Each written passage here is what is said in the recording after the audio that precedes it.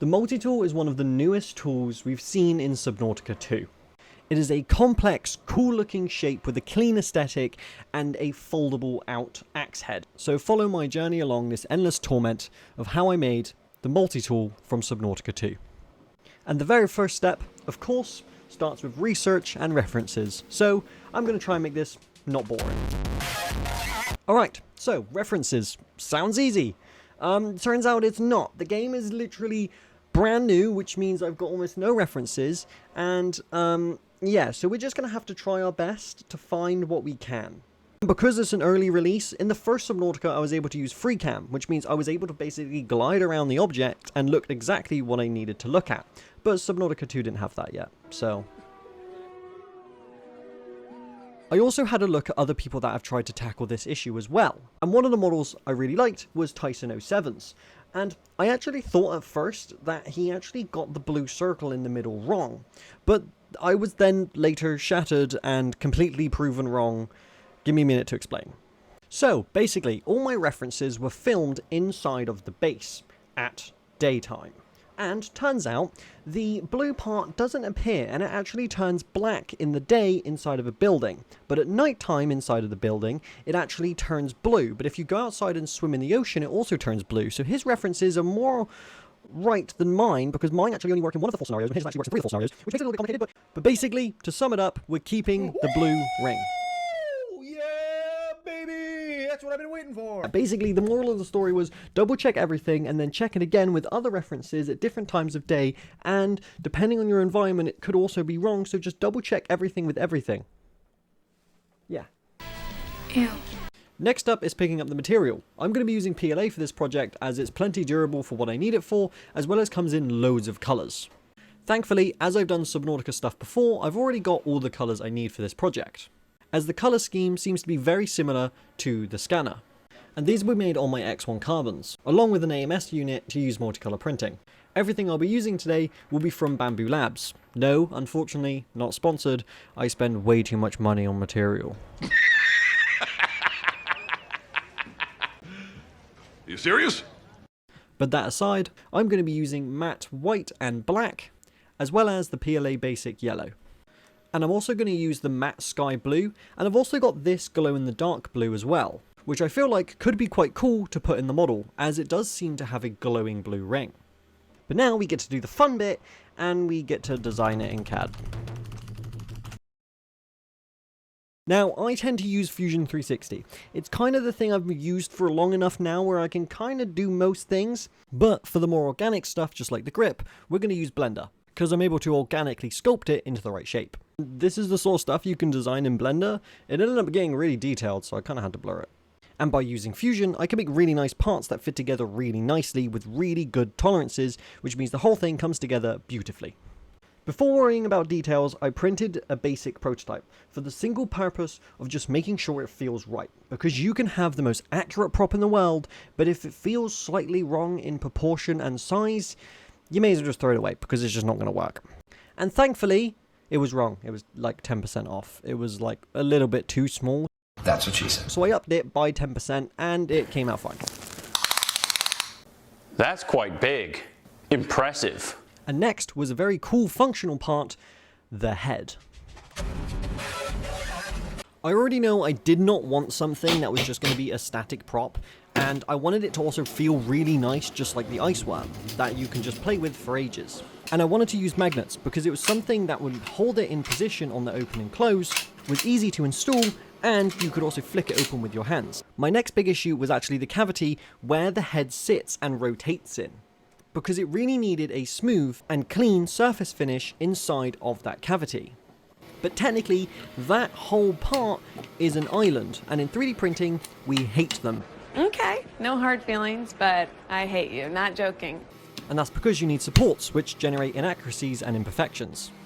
So I decided to use PLA support material for the interface, that way I could get a really nice surface finish on that part. To get a cleaner finish inside of the blade cavity, I use PLA support material for the support interface. Unlike regular supports, which can sometimes bond slightly to the model and leave imperfections, this interface material separates cleanly, giving a smooth finish with more accurate dimensions. This was especially important to keep the blade mechanism moving smoothly. And this is actually the first time I've used PLA supports before, and I didn't realize that the interface layer stays on the part and you have to manually pick it off because it doesn't come off with the supports when you take them off. So I spent like a good day trying to figure out what the hell the problem is and trying to figure out a different solution because I just wasn't taking off the supports properly. So actually the supports were working fine, it's just the operator that needed the newest update. And then I moved on to something that is very organic, the grip. Oh, thank God. To make it so it would actually fit into the model, I first designed it in Fusion, and as you can see here, it's an absolute brick. But once I got it fitting nice, I took it into Blender and sculpted it and made it nice and round, the shape it should be. And then I moved on just looking over the entire model and making sure everything was perfect, and one thing I did spot was in the center circle you've got those slots, and turns out they're not actually equally distanced. Just like in Tyson's model, he also spotted this. The two at the back towards the grip are actually closer together than the one at the front. So nice, quick, easy fix, that was now done. I also added a bunch of 3mm holes between both halves so I could easily slot them together and everything would line up perfectly, as I print my own little dowels that are roughly 3mm in diameter, which I then cut down to the right size and then slot in. I then printed the whole thing out and it came out really nice and overall functioned great. But there was a couple main things I needed to change, as well as one main thing I wanted to experiment more with. The first thing was near the back of the grip, where I had this little indent that actually needed to be smoothed out. Thankfully, that was a quick easy fix in Fusion, where I just added a bigger fillet. And then the next issue was I needed to round out the top front where the axe head comes out, as it was a bit square and box shape, and it was actually supposed to be rounded. Which took a little bit of finicking, but I finally got it done and it looks great. But before we move on to the grip, there was one final bit of geometry that needed to be resolved on the head. And that was this weird line that was on the head that was gonna be annoying to get out. And thankfully, I was able to fix this in Fusion. Although it's a tool I almost hardly ever use, somehow I actually managed to figure it out and now it's nice and smooth. And then the last thing I wanted to solve was the grip. And that's because right now it prints on this surface here, and because of the overhangs don't look very good. And I kind of experimented a little bit with trying to make those less of an angle to make it look better, but overall it just didn't work very well. So I ended up experimenting more with the print orientation and I ended up going with this. This was able to make it print really nicely, only needed a couple supports, and where those supports were was covered up by the shape of the model itself. Therefore, it left me with a really nice looking and really aesthetically pleasing grip. One thing I also wanted to do, as I'm printing either side as a multicolored print, meaning I've also got the blue into the actual model itself as well. But if I want to use that glow in the dark blue that I spoke about earlier, it'd actually be way more beneficial me printing those blue rings separately and putting them in after the fact, as the glow in the dark blue is one of the most abrasive materials there is, and it would basically chew through my AMS to do a multicolor print, so we're better off printing them separately. I then added a modifier where I applied the concentric infill for the top surface, allowing the top surface to have a nicer finish. This was a tiny detail but really matters in these sort of props. One thing I always aim for with my projects is I want people to forget that they're looking at a 3D print. There's a lot of work that goes on behind the scenes that I can't fit in a single video, but every little tweak adds up to the final result. And after all the prototype, redesigns and test prints, I'd say this multi-tool was definitely worth the effort. So without further ado, let's have a look at what the end result looks like.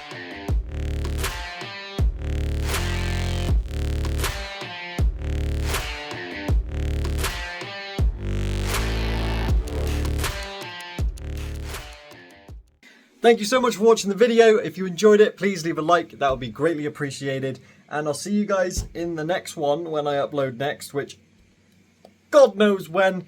But yeah. Thanks for watching. Check out my social medias. See you guys in the next one. Peace.